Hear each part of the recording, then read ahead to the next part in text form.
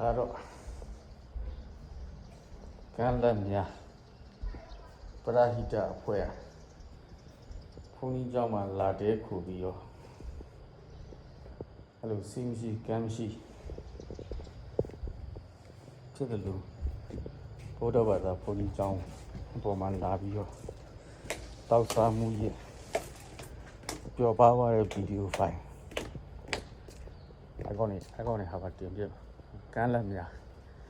ပညာရေးနဲ့ကျန်းမာရေးပရဟိတအဖွဲ့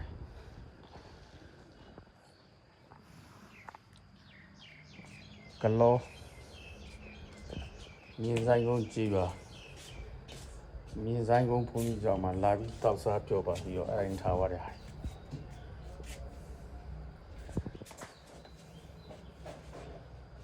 ပရဟိတတာလုပ်တယ်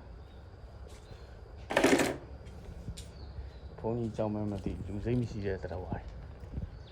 အဲ့မှာကြည့်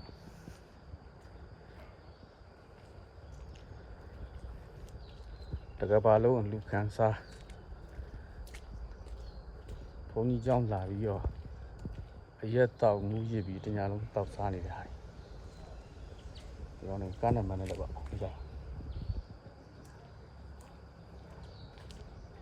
မကန်းနမ 2J 2797အလူရှင်များတတိထားပြီးတော့လှူပေးပါ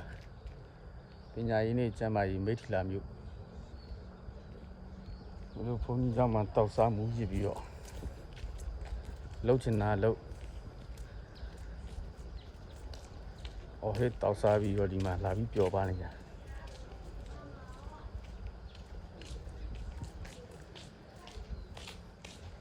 သာသနာမြင်လည်းမသိဒီ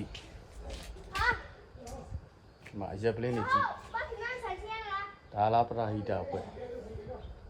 မ်လူနားမလဲလူမသိတဲ့တရားဝါတွေပရဟိတလုပ်ပြီးတော့ပရဟိတဗန်းပြပြီးတော့ 5K 2991你拿我，မကြည့်ကားတွေနဲ့လာပြီးတော့